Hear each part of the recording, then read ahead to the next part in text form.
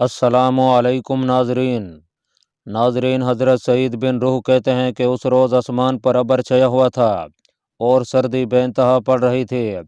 ये दोनों हरीफ अभी मैदान करेजार में अपने अपने जौहर दिखला ही रहे थे कि बारिश ने बरसना शुरू किया और इस कदर पानी पड़ा कि मालूम होता था कि किसी ने मुश्क का मुंह खोल दिया है। ये दोनों घोड़ों से उतरे और उस दलदल और कीचड़ में कुश्ती लड़ने लगे।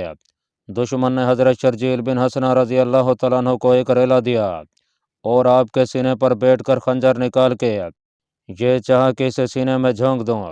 आपकी ज़बान मुबारक से उस वक्त ये अल्फाज निकले, या गियासुल मुस्तगसीन, यानी ऐ फरियाद करने वालों के फरियाद रस। आप रजी अल्लाह तआला अन्हु की ज़बान से अभी ये अल्फाज पूरे भी नहीं निकलने पाए थे कि रोमियों के लश्कर में से जर्द ज़रा पहने और असील घोड़े पर सवार एक शख्स निकला और इधर आने लगा। हज़रत शर्जील बिन हसना ने उन्हें देखकर यह गुमान किया कि ये इस सरदार को सवारी के लिए घोड़ा देने और मेरे कत्ल पर उसकी इयानत करने आया है। मगर जब वो इन दोनों के करीब पहुंचा तो घोड़े से पाप प्यादा हुआ और उसने सरदार के दोनों पैर घसीट के आपके सीने से अलहदा किया और कहने लगा, अब्दुल्ला खड़े हो जाइए, फरियाद रस की तरफ से मदद आ गई। हज़रत शर्जील बिन हसना रजी अल्लाह तआला अन्हु ने निहायत ताज्जुब और हैरत से उसके मुंह की तरफ देखा।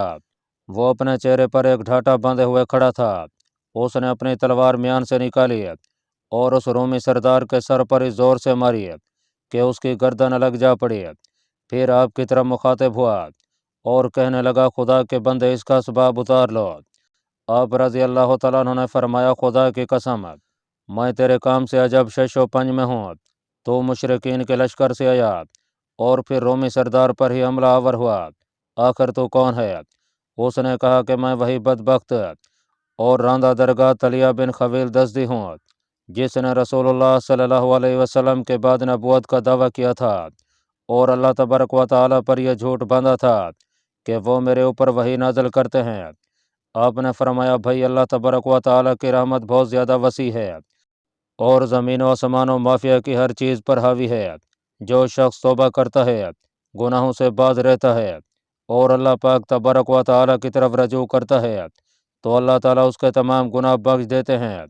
चुनाचे उसने तौबा की और मुसलमानों ने उसको हज़रत उमर रज़ी अल्लाह तआला अन्हु की खिदमत में उसकी तौबा और हज़रत शर्जील बिन हसना रज़ी अल्लाह तआला अन्हु की मदद और कत्ल होने से बचाने की इतला भी रवाना कर दी। और फिर ये उम्र भर मुसलमान रहा। जब सरदार कैदमून तलिहा बिन खवील दजी के हाथ से जहन्नम में चला गया और हज़रत शर्जील बिन हसना रज़ी अल्लाह तआला अन्हु को निजात मिल गई तो हज़रत शर्जील बिन हसना और तलिहा हज़रत अमर बिन आस रज़ी अल्लाह तआला अन्हु के लश्कर में चले आए। चूँकि बारिश का पानी भी मूसलाधार पड़ रहा था और सर्दी सख्त हो रही थी, इसलिए फौजें लड़ने से रुक गईं। और चूँकि अक्सर मुसलमानों के पास खेमे डेरे नहीं थे, इस वजह से उन्हें बेइंतहा अजियत पहुँची। आखिर ये परेशान होकर जाबिया की तरफ लौटे और उसके घरों में आकर पनाह ली। अल्लाह पाक तबारक व तआला की रहमत सबसे बड़ी मुसलमानों के हाल पर यह हुई कि कैदमून के कत्ल की वजह से कुस्तनतीन के दिल में मुसलमानों की हिब्बत बैठ गई और वो सख्त मरूब हो गया। इसकी वजह यह थी कि कैदमून उसकी सल्तनत का रुकन और उसकी कुव्वत बाजू समझा जाता था। उसने उमराए सल्तनत और अफसरान फ़ौज को जमा करके उनसे मशवरा किया और कहा, मुआशिरुर रोम, तुम जानते हो कि यरमूक के मैदान में इन अरबों के सामने इतने बड़े लश्कर ने भी साबित कदमी नहीं दिखलाई थी। मेरा बाप हरकल इनके डर के मारे कुस्तुनतुनिया चला गया। ये अरब तमाम मुल्क शाम के मालिक हो गया और इस सहल के सिवा कोई शाम का चप्पा ऐसा नहीं रहा जिस पर वो काबिज ना हो।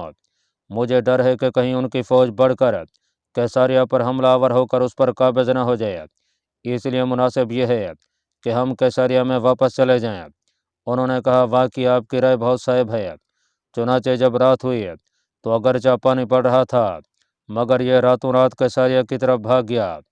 हज़रत सईद बिन जाबिर रज़ी अल्लाह तआला अन्हु कहते हैं कि मुसलमानों की हालत पर यह सब अल्लाह ताला का फजल था।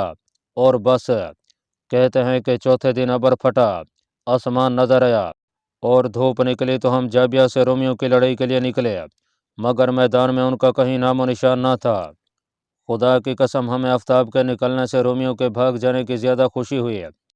फिर हज़रत अबू उबैदा रज़ी अल्लाह तआला अन्हु के हुक्म से حضرت عمر بن عاص رضی اللہ تعالیٰ عنہ نے کیساریہ پر لشکر کشی کی تو قسطنطین وہاں سے بہت سا مال و اسباب اٹھا کر سمندر کے راستہ سے قسطنطنیہ بھاگ گیا تھا، جس کی وجہ سے کیساریہ کے باشندوں نے حضرت عمر بن عاص رضی اللہ تعالیٰ عنہ کی خدمت میں حاضر ہو کر صلح کر کے ماتحتی اختیار کر لی۔ ناظرین، ساحل شام کی فتح کے لیے حضرت یوکنا رحمۃ اللہ علیہ حضرت ابو عبیدہ بن جراح رضی اللہ تعالیٰ عنہ کے پاس سے رخصت ہو کر اپنے ان آدمیوں کے پاس جو حلب میں آپ کی بادشاہت کے وقت آپ کی خدمت کیا کرتے تھے اور اب تمام کے تمام دائرہ اسلام میں داخل ہو گئے تھے آئے۔ ان کی تعداد علاوہ ان 3000 سرداران حلب کے جو مسلمان ہوئے تھے 4000 تھی، اور یہ مسلمانوں کے لشکر میں شامل ہو کر اب کفار سے لڑا کرتے تھے۔ انہیں آپ اپنے ساتھ لے کر ساحل کی طرف روانہ ہو گئے۔ قسطنطین پسر ہرکل جب شکست کھا کر کیساریہ کی طرف بھاگا اور اس نے وہاں پناہ لی تو باشندگان طرابلس نے اس کے پاس خبر بھیجی کہ ہماری قوم کے لیے کچھ فوج ادھر روانہ کی جائے تاکہ ہم اس کی آنا سے مسلمانوں پر فتح پا سکیں۔ اس نے 3000 بہادروں کا جو اسلحہ سے مسلح تھے ایک لشکر ترتیب دے کر جرفاس کی کمان میں ادھر روانہ کیا۔ جرفاس اپنی فوج کو لے کر اس طرف چلا اور جب طرابلس کے قریب پہنچا تو اس نے اپنے گھوڑوں کو دانہ اور چارہ کھلانے کے لیے ایک چراگاہ میں پڑاؤ کیا۔ نیز فوج میں اہل طرابلس کے دکھانے کے لیے یہ حکم دے دیا کہ وہ بالکل مسلح ہو جائیں۔ یہاں ابھی یہ ہو ہی رہا تھا کہ اچانک حضرت یوکنا رحمۃ اللہ علیہ میں اپنے ہمراہیوں کے یہاں پہنچ گئے۔ حضرت فلنطنوس رحمۃ اللہ علیہ والی رومۃ الکبریٰ بھی میں اپنے ساتھیوں کے آپ کے ہم رکاب تھے۔ ان کا ارادہ زیارت بیت المقدس اور اس میں اقامت کرنے کا تھا۔ ان تمام حضرات نے اپنا وہ پہلا ہی لباس زیب بدن کا رکھا تھا۔ جب یہ تمام حضرات اس چراگاہ میں تشریف لائے تو جرفاس انہیں دور سے دیکھ کر بذات خود ان کے حالات معلوم کرنے کی غرض سے گھوڑے پر سوار ہوا۔ ان کے پاس آیا، سلام کیا، مرحبا کہا اور دریافت کرنے لگا کہ تم کون ہو؟ حضرت یوکنا رحمۃ اللہ علیہ نے فرمایا، ہم وہ دور از وطن لوگ ہیں جنہوں نے یہ گمان کر کے کہ عرب کچھ آدمی ہوں گے ان کی پناہ ڈھونڈی تھی اور ان کے شر سے محفوظ رہنے کے لیے ان کی کفالت چاہی تھی، مگر تجربہ سے معلوم ہوا کہ نہایت رذیل اور فرومیہ لوگ ہیں، ان کا کچھ مذہب نہیں۔ اب ہم اپنے دین کی طرف پھر بھاگے ہیں اور ہم حلب کنسرین اعزاز دار محمد تاج اور انطاکیہ کے سردار اور بادشاہ ہیں قسطنطنیہ میں بادشاہ کی خدمت میں جا رہے ہیں تاکہ وہاں پہنچ کر اس کے سایہ میں اپنی بقیہ عمر کاٹ دیں۔ جرفاس ان سے یہ سن کر محبت سے پیش آیا، مرحبا کہا اور درخواست کی کہ آپ حضرات عربوں کے ڈر سے چونکہ رات دن چل کر یہاں آئے ہیں اس لیے یہاں ٹھہر کر کچھ دیر آرام کر لیں تو بہت بہتر ہے۔ حضرت یوکنا رحمۃ اللہ علیہ نے فرمایا، تم لوگ کہاں جانے کا ارادہ رکھتے ہو؟ اس نے کہا کہ ہمیں قسطنطین نے اہل طرابلس کی قوت کے لیے یہاں بھیجا ہے۔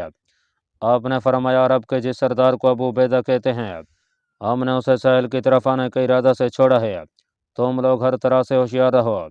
اس نے کہا کہ اب جب کہ ہماری دولت چھین گئی، حکومت ہاتھوں سے جاتی رہی تو پھر ہمیں احتیاط کیا فائدہ دے گی؟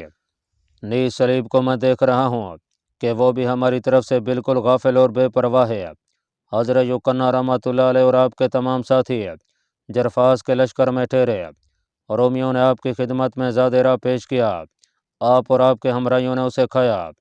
کچھ دیر کے بعد آپ نے رومیوں کو چھوڑ کر چلنے کا قصد فرمایا۔ آپ کے گھوڑوں پر سوار ہونے سے جرفاس نے بھی سوار ہونے کا قصد کیا، مگر آپ نے اسے یہ فرمایا کہ تم اپنے ساتھیوں اور اپنی فوج کے اہتمام میں مشغول رہو اور لباس فاخرہ پہنو تاکہ تمہارے دشمنوں کے دلوں میں تمہارا رعب اور خوف گھر کر جائے۔ ناظرین، ساحل بحر میں داخل ہونے سے پہلے یوکنا رحمۃ اللہ علیہ نے اپنے جنگی فریب کو خوب مضبوط کر لیا تھا۔ اس کا قصہ اس طرح ہوا کہ وادی بنی احمر چونکہ مسلمانوں کی صلح میں داخل تھی اور حضرت ابو عبیدہ بن جراح رضی اللہ تعالیٰ عنہ نے یہاں حارث بن سلیم کو میں ان کے قبیلہ اور بنی مال کے چھوڑ دیا تھا۔ یہ 200 گھر تھے اور یہاں اونٹ چرایا کرتے تھے۔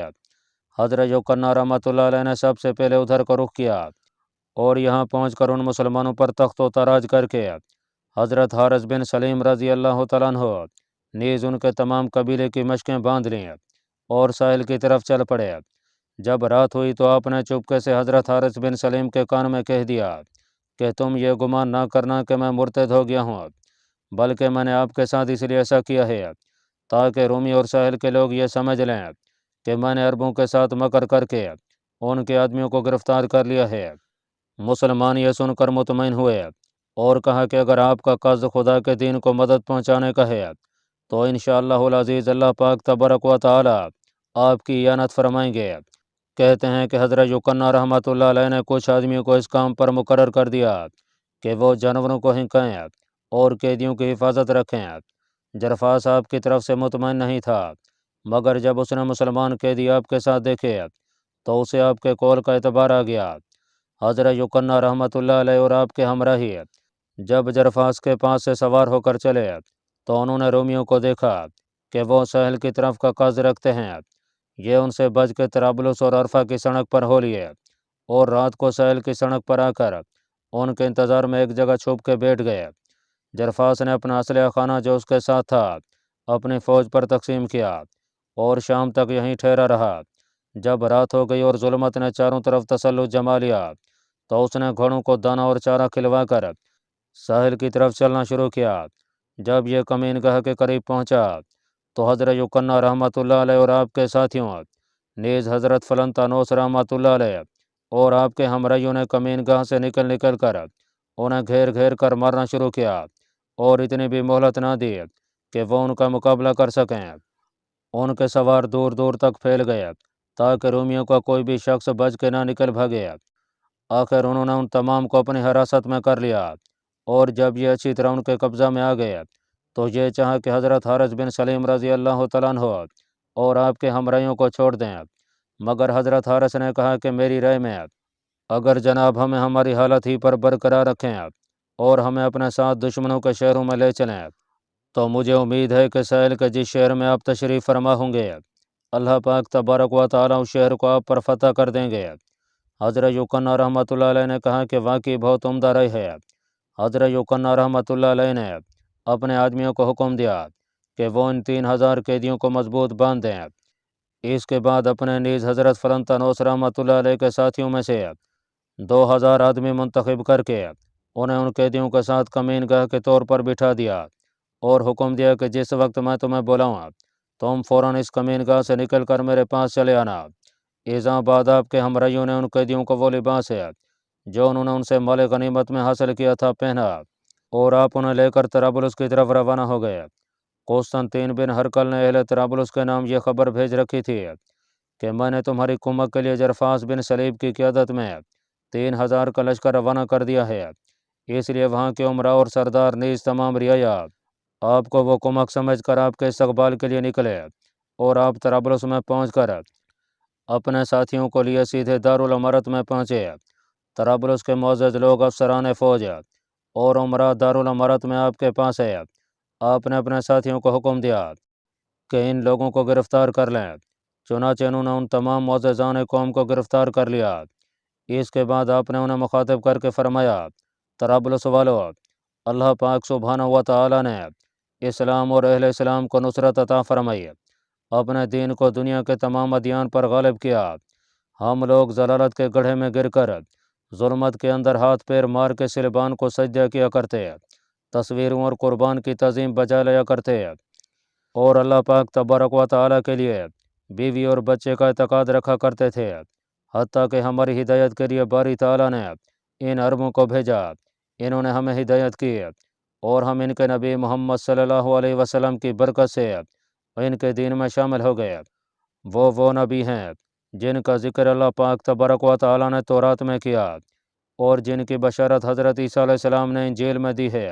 دین اسلام حق ہے اور اہل اسلام کا قول بالکل سچا ہے۔ وہ امر بالمعروف کا حکم کرتے ہیں، بری باتوں سے روکتے ہیں، نمازیں پڑھتے ہیں، زکوٰۃ دیتے ہیں، حق بات بولتے ہیں، صدق کی تباہ کرتے ہیں، اللہ تعالیٰ کو ایک کہتے ہیں، اللہ پاک جل جلالہ کے راستہ میں جہاد کرتے ہیں، اور یہ سب باتیں وہی ہیں جن کا اللہ پاک نے اپنے انبیاء اور رسولوں کو حکم فرمایا ہے۔ یا اہل طرابلس، اب دو ہی باتیں ہیں، یا تو دین اسلام اختیار کر لو یا جزیہ دو، ورنہ میں تمہیں غلام بنا کر عربوں کی خدمت میں بھیج دوں گا۔ میرے پاس یہی ہے اور بس، وسلام۔ ناظرین کہتے ہیں کہ انہوں نے آپ کی یہ تقریر سن کر فوراً سمجھ لیا کہ انہوں نے ہمارے ساتھ دھوکہ کیا ہے، اور بادشاہ کی فوج کو جو ہماری کمک کے لیے آ رہی تھی راستہ ہی میں پکڑ لیا ہے۔ یہ سوچ کر انہوں نے کہا سردار جیسا آپ حکم فرماتے ہیں ہم ایسا ہی کریں گے۔ چنانچہ ان میں سے بعض نے تو اسلام قبول کر لیا اور بعض ادائے جزیہ پر راضی ہو گئے۔ حضرت یوکنا رحمۃ اللہ علیہ نے اپنے ان 2000 آدمیوں کو جنہیں آپ کمین گاہ میں بٹھلا آئے تھے یہ حکم بھیجا کہ وہ یہاں چلے آئیں۔ چنانچہ وہ ان تمام قیدیوں اور مال و اسباب کے آپ کے پاس آ گئے۔ آپ نے ان قیدیوں پر اسلام پیش کیا اور ان کے انکار کرنے پر ان کی گردنیں مار ڈالنے کا حکم فرمایا۔ ان کاموں سے فراغت حاصل کر کے آپ نے تمام کفیت قلم بند فرمائی اور اسے حضرت حارث بن سلیم رضی اللہ تعالیٰ عنہ کے ہاتھ جنہیں آپ نے وادی بنی احمر میں گرفتار کیا تھا حضرت ابو عبیدہ بن جراح رضی اللہ تعالیٰ عنہ کی خدمت میں ارسال کر دی۔ حضرت حارث بن سلیم جب حضرت ابو عبیدہ بن جراح کی خدمت میں پہنچے تو آپ کو سلام کیا اور حضرت یوکنا رحمۃ اللہ علیہ کا خط پیش کر دیا۔ آپ اسے پڑھ کر بہت خوش ہوئے اور فرمایا حارث کیا میں نے تمہیں اور تمہارے بنی عم کو وادی بنی احمر میں جانے کا حکم نہیں دیا تھا؟ پھر تمہیں طرابلس میں کس نے پہنچا دیا؟ انہوں نے عرض کیا کہ حضرت یوکنا رحمۃ اللہ علیہ نے ہم پر چھاپا مارا اور ہمیں تخت و تاراج کر کے گرفتار کر لیا۔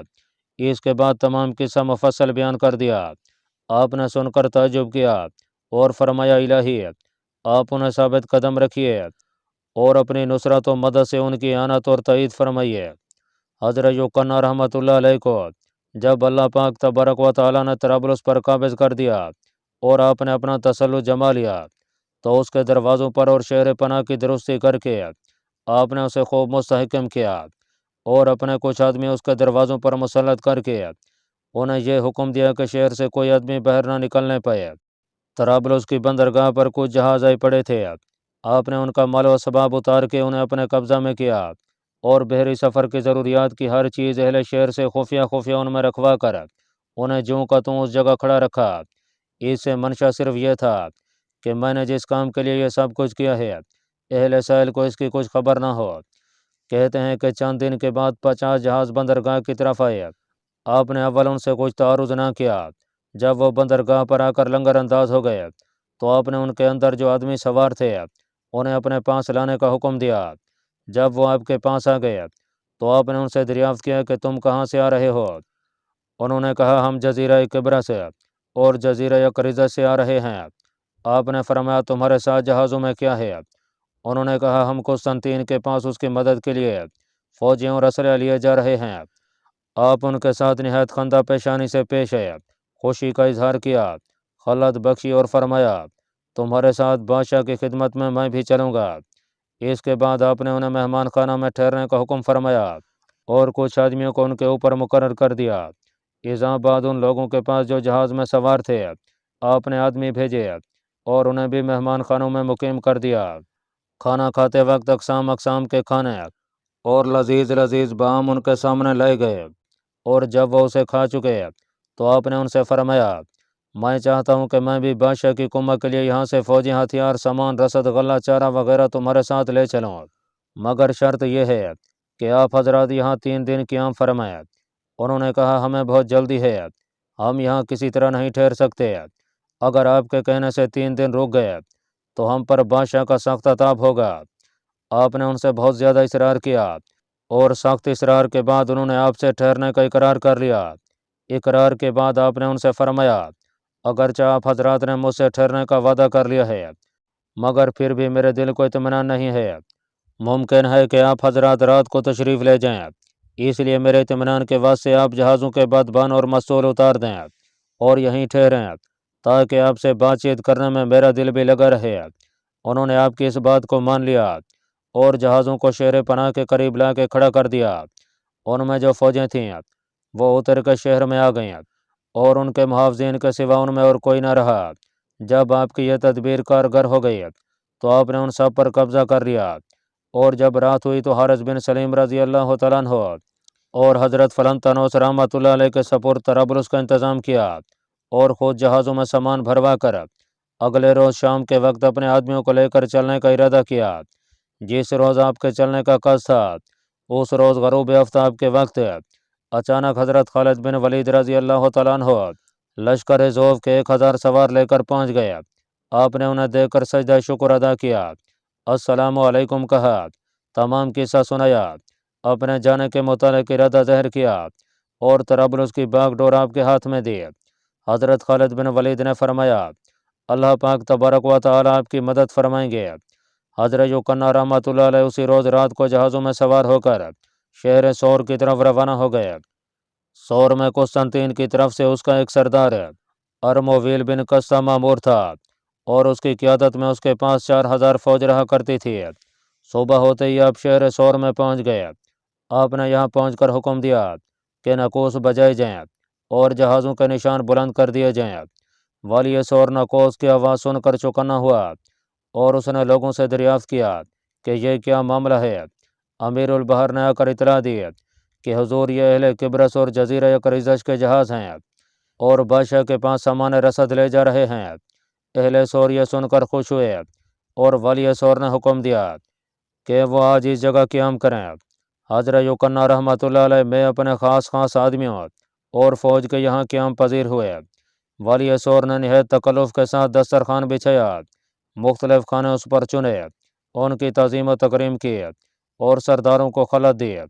हज़रत युकन्ना रहमतुल्लाह अलैह रात के मुंतज़िर थे कि रात हो तो मैं अपने आदमियों को लेकर शहर पर छापा मारूं और एक तेज़ी के साथ हमला कर दूं।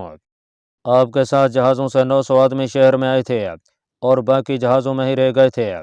उन्हें आपने हिदायत कर दी थी कि अगर मैं अपने मनसूबा में कामयाब ना हूँ और मेरा मकर फ़रेब इस कौम पर ना चले तो तुम फ़ौरन जहाज़ों से उतर कर हज़रत खालिद बिन वलीद रज़ी अल्लाह तआला अन्हु की खिदमत में जाकर इसकी इतला कर देना।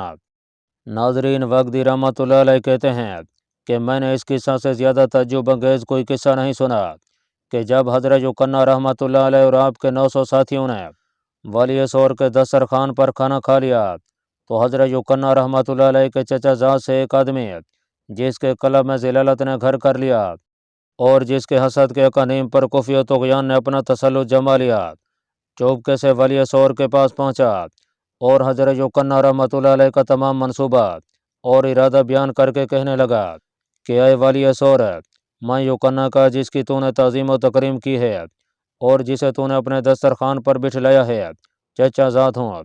वो यहाँ इस घर से आया है कि तुझे कत्ल करके यहाँ की हुकूमत पर खुद काबिज़ हो जाए। वाली सौर ने यह सुनकर उसके कहने को हर्फ बहर्फ सही समझा और अपनी फ़ौज के साथ सवार हो गए आपको नीज़ आपके उन 900 आदमियों को गिरफ्तार कर लिया। इससे शहर में एक शोर व गौगा पैदा हो गया और हर तरफ से आवाज़ें बुलंद होने लगीं। आपके आदमी जो जहाज़ों में सवार थे ये शोर सुनकर समझ गए कि दुश्मन ने उन्हें गिरफ्तार कर लिया है। उन्हें सख्त सदमा हुआ और अपनी जानों का खौफ भी हो गया कि वो अब इस तरफ का रुख ना करें। जब आप और आपके साथी पाबा जंजीर हो गए तो सरदार अरीमोल बिन कस्मा ने 1000 सवार उन पर मुतय्यन करके उन्हें यह हुक्म दिया कि इसी वक्त इन्हें बादशाह के हजूर में ले जाओ और ये कहो कि आपको जो कुछ मंजूर हो इन कैदियों के साथ आप वही सलूक करें। इसके बाद अवाम ने आप पर हजूम किया और ताने दे देकर कहने लगे कि अरबों के दिन में तुमने क्या खूबी देखी है जो अपने बाप दादा के मज़हब को तर्क करके उनका दीन इख्तियार कर लिया है। जब इन 1000 सवार ने उन कैदियों को लेकर चलने का इरादा किया तो शहर के दरवाज़ा से एक शोर उठा और गांव के लोग शहर पनाह की तरफ दौड़े और सौर की आबादी के करीब जो लोग आबाद थे उन्होंने भाग भाग कर आहो ववेला मचाया। अहले सौर ने उनसे दरियाफ्त किया कि क्या है। उन्होंने कहा कि हमारी तरफ अरब बढ़े चले आ रहे हैं। हज़रत अमर बिन आस रज़ी अल्लाह तआला अन्हु ने हज़रत यजीद बिन अबू सुफियान रज़ी अल्लाह तआला अन्हु को 2000 फौज देकर सौर के मुहासरा के लिए इधर रवाना कर दिया था। वाली सौर ने जब यह सुना तो उसने हुक्म दिया कि दरवाज़ा बंद कर दिया जाए और शहर पनाह की दीवारों पर चढ़कर शहर को आलात हरब से दुरुस्त किया जाए। लोग शहर पनाह पर चढ़ गए और बुर्जों में मुकीम हुए और मंजनीकों और डहल वासियों से उसे आरास्ता किया। इसके बाद वाली सौर ने हज़रत युकन्ना रहमतुल्लाह अलैह और आपके हमराइयों के मुतालिक हुक्म दिया कि इन्हें कैसर सौर में ले जाकर कैद करें और सख्ती से इनका पहरा रखें। अहले सौर तमाम रात पहरा देते रहे। उन्होंने शहर पनाह की दीवार पर आग रोशन रखी, शराब पीते रहे और तमाम रात बाजे बजा बजा कर उस पर नाचते और गाते रहे। जब सुबह हुई तो वाली सौर ने शहर पनाह पर चढ़कर हज़रत यजीद बिन अबू सुफियान रज़ी अल्लाह तआला अन्हु की फ़ौज को देखा। चूँकि आपकी फ़ौज ज़फ़र मौज बहुत कम थी इसलिए उसे बहुत हल्का ख्याल करके कहने लगा कि मसीह की कसम, ये बहुत मामूली लश्कर है, मैं इसे ज़रूर लड़ूंगा और इन सबको मौत के घाट उतार दूंगा। इसके बाद उसने फौजी लिबास पहना, अपनी फ़ौज को तैयार होने का हुक्म दिया। उन्होंने भी फौजी वर्दियां पहनी, ज़रहें लगाईं और तलवारें हमायल कीं। वली असौर ने हज़रत युकन्ना रहमतुल्लाह अलैह को अपने चचाजाद भाई बासील बिन मखैल की हिफाजत और निगरानी में छोड़ा और ख़ुद फ़ौज लेकर अरबों के मुकाबला के लिए निकला।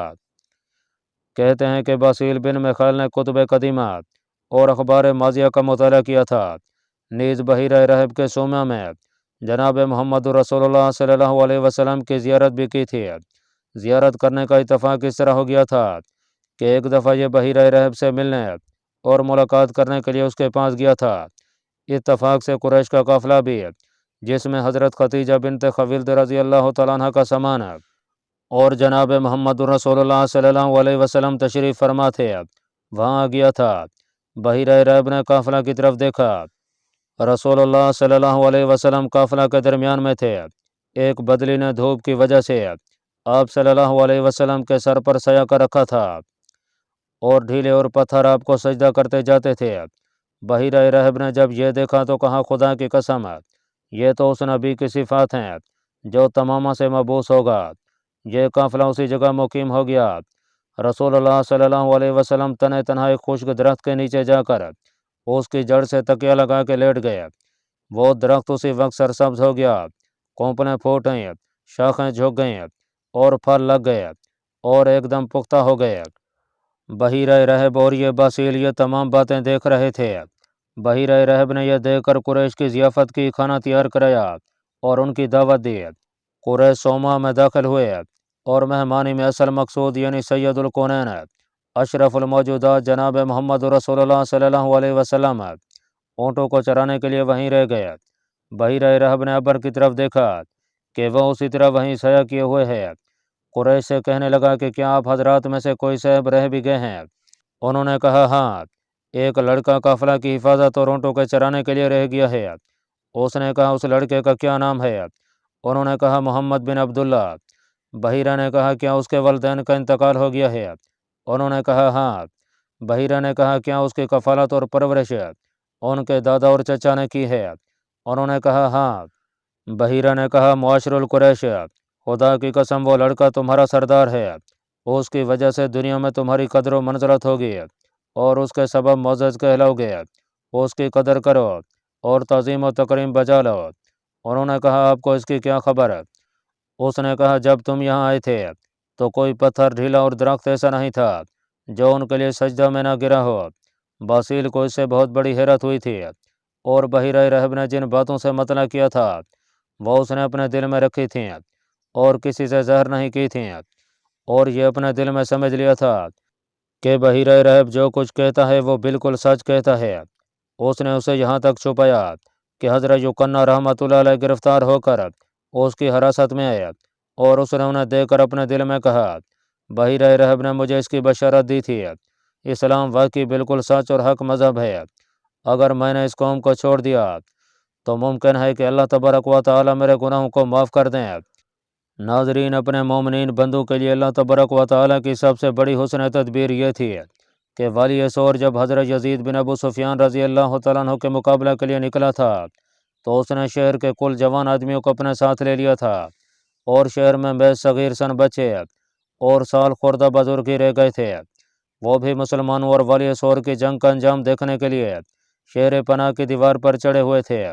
बासील बिन मखैल ने जब शहर को इस तरह खाली देखा और ये मालूम किया कि सौर के कम सिन और सन रसीदा लोग लड़ाई के देखने में मशगूल हैं तो उसने अपने दिल में ख्याल किया कि इन्हें छोड़ देने का अच्छा मौका है।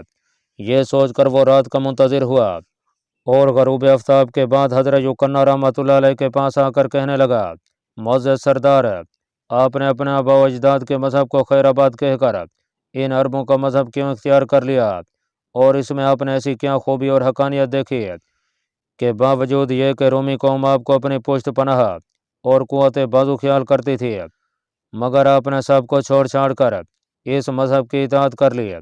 आप रहमतुल्लाह अलैह ने फरमाया, बासील, जो हकानियत इसके अंदर तुमने देखी है वही मैंने भी देखी थी। اور جو صداقت اس کی تم پر ظاہر ہوئی ہے وہی مجھ پر ہوئی ہے، تم اسے اچھی طرح سمجھ گئے ہو۔ مجھے حاتب نے مخاطب کر کے یہ ندا دی ہے کہ بصیل کو اللہ پاک تبارک و تعالیٰ نے اسلام کی طرف ہدایت کر دی ہے۔ بصیل تمام تعریفیں اس اللہ پاک تبارک و تعالیٰ کے لیے ثابت ہیں جس نے ہمیں اور تمہیں ہدایت کی، ضلالت کے گڑھے سے بچایا، دین میں شامل کیا اور ہماری رہائی کو تمہارے ہاتھوں سے مقدر کر دیا۔ کہتے ہیں کہ یہ سن کر بصیل کے ایمان نے اور زیادتی کی، یقین بڑھا اور تصدیق ہو گئی۔ کہنے لگا یقینا خدا کی قسم آپ کی زبان پر حق جاری ہو گیا، اللہ پاک تبارک و تعالیٰ نے صداقت ظاہر کر دی۔ تمام تعریفیں اور شکر اسی معبود کے لیے ہیں جس نے میرے دل سے غفلت کے پردہ کو اسی وقت جب کہ میں نے بحیرہ رحب کے سوما میں اہل مکہ کے قافلہ کے اندر اس قوم کے نبی کو دیکھا تھا دور کر دیا تھا۔ میں نے ان کی نشانی اور دلائل میں سے یہ خود اپنی آنکھوں سے دیکھا تھا۔ جس جگہ آپ صلی اللہ علیہ وسلم تشریف لے جاتے تھے اس جگہ آپ کے ساتھ ساتھ درخت چلتے تھے اور ایک ابر کا ٹکڑا برابر سایہ کرتا ہوا آپ صلی اللہ علیہ وسلم کے ساتھ رہتا تھا۔ آپ نے ایک خشک درخت سے تکیہ لگایا تھا تو وہ اسی وقت سرسبز شاداب ہو کر پھل لے آیا تھا اور وہ پھل اسی وقت پختہ ہو گئے تھے۔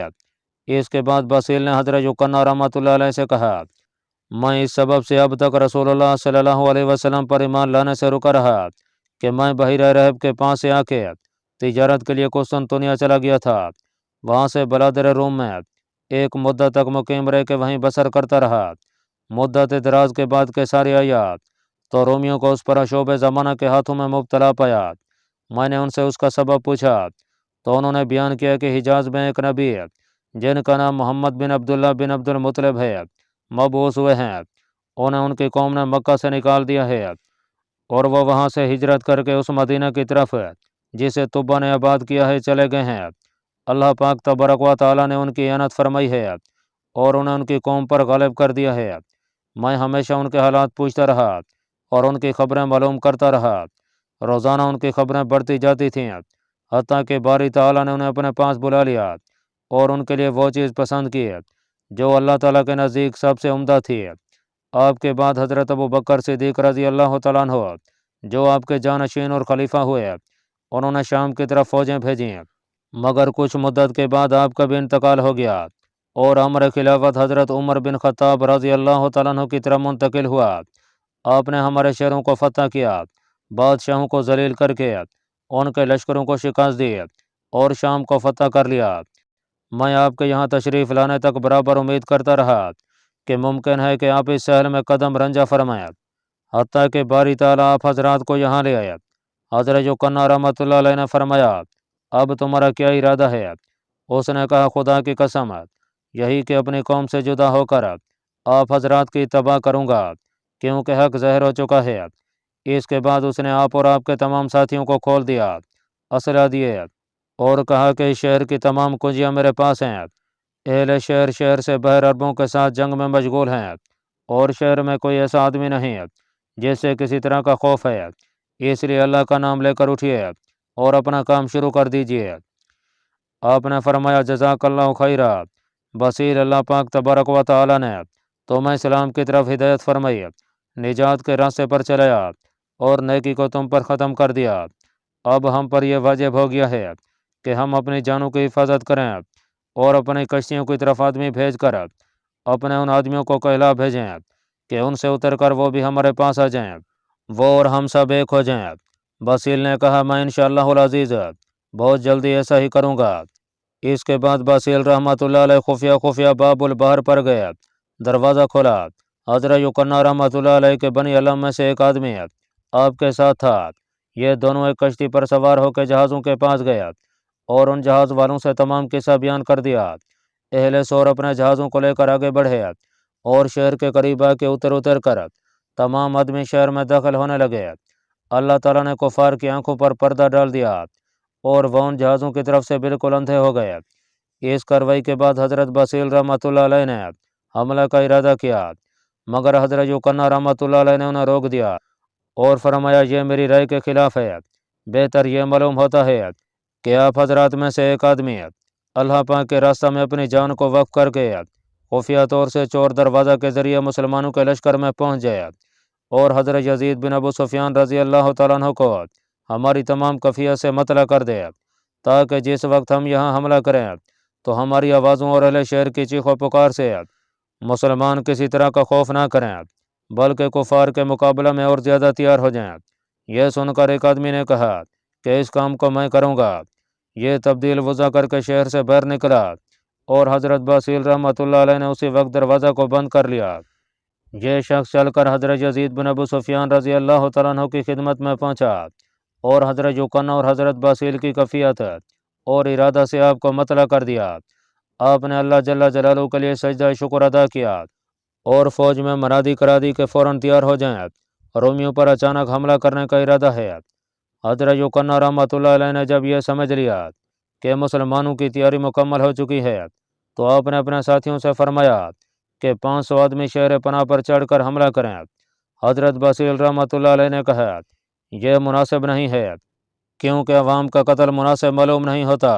دوسرے کیا تعجب ہے کہ اللہ تعالیٰ انہیں نور اسلام کی شمع سے منور کر دیں اور وہ مسلمان ہو جائیں۔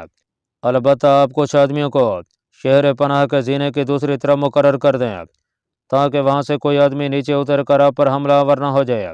آپ نے ان کی رائے کو پسند فرمایا اور کچھ آدمیوں کو زینے کے پاس مقرر کر دیا۔ حضرت یوکنہ رحمۃ اللہ علیہ نے یہ انتظام کر کے ایک دل دہلا دینے والی آواز میں لا الہ الا اللہ محمد رسول اللہ کا نعرہ لگایا اور تکبیر کے فلک شگاف نعروں سے تمام شہر کو گونجا دیا۔ کلمہ توحید کی آواز سن کر اہل شہر لرزہ بر اندام ہو گئے اور انہوں نے سمجھ لیا کہ شہر کے قیدی چھوٹ کر حملہ آور ہو گئے ہیں۔ یہ سوچتے ہی ہر شخص متحیر ہو گیا، عقلیں جاتی رہیں، دل کانپنے لگے اور اپنے مال، گھر بار، اولاد اور بیوی بچوں کی طرف سے فکر مند ہو گئے، محو حیرت ہو گئے۔ جو شخص گھر میں موجود تھا وہ وہیں کا وہیں رہ گیا اور نکلنے تک کی جرأت نہ ہوئی۔ حضرت یزید بن ابو سفیان رضی اللہ تعالیٰ عنہ نے شہر میں سے یہ آواز سن کر سمجھ لیا کہ شہر میں مسلمان حملہ کے لیے تیار ہو گئے ہیں۔ آپ نے بھی تکبیر و تحلیل کے فلک بوس نعرے مارے اور آپ کے ساتھ اسلامی فوج نے بھی اللہ اکبر کے نعروں کے ساتھ فضائے آسمانی کو گونجا دیا۔ والی سور نے شہر سے جب تکبیر و تحلیل کے نعرے اور شور و شغب کی آوازیں سنی تو سمجھ گیا کہ حضرت یوکنہ رحمۃ اللہ علیہ اور آپ کے ہمراہی قید سے چھوٹ گئے ہیں اور انہی کے کرتوت ہیں۔ تو اس کی فوج کا دل چھوٹ گیا، قلوب میں خوف راسخ ہو گیا۔ انہوں نے مسلمانوں کی طرف دیکھا تو وہاں چاروں طرف آگ روشن دکھائی دی اور لڑائی کے لیے انہیں آمادہ دیکھا۔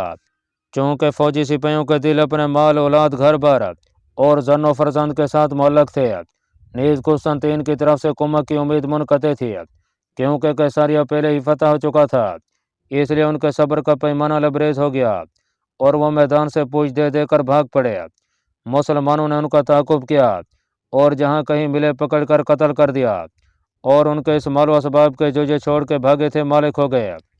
صبح ہوئی تو حضرت یوکنہ رحمۃ اللہ علیہ نے شہر میں داخل ہونے کے لیے دروازہ کھولا۔ حضرت یزید بن ابو سفیان رضی اللہ تعالیٰ عنہ شہر کے اندر داخل ہوئے۔ آپ نے رومیوں کے مال و اسباب پر قبضہ کر لیا۔ جو شخص شہر پناہ کے اوپر تھے انہوں نے امان امان پکارنا شروع کر دیا۔ آپ نے انہیں امان دے دی، وہ دیوار سے نیچے اترے۔ حضرت یزید بن ابو سفیان نے ان سے فرمایا کہ اللہ تعالیٰ نے جن کے لیے تمام تعریفیں ثابت ہیں ہمارے لیے شہر کو تلوار کے زور سے فتح کرا دیا ہے اور اب تم ہمارے غلام ہو۔ ہم جیسا چاہیں تمہارے ساتھ سلوک کر سکتے ہیں، مگر ہم وہ قوم ہیں کہ جب عہد کر لیتے ہیں تو اسے پورا کرتے ہیں اور جو قول کسی کو دیتے ہیں اسے سچ کر دکھاتے ہیں۔ اب ہم تمہیں امان دیتے ہیں اور تمہاری جانوں کو اپنی حفاظت اور ذمہ داری میں لیتے ہیں۔ البتہ جو شخص تم میں سے ہمارے دین میں داخل نہیں ہوگا اسے ہر سال ہمیں جزیہ دینا ہوگا، اور جو مسلمان ہو جائے گا اس کا اور ہمارا حال یکساں ہوگا۔ ان لوگوں نے اسے منظور کیا اور اکثر مسلمان ہو گئے۔ اللہ پاک کمی بیشی معاف فرمائے۔ اللہ آپ کا حامی و ناصر ہو۔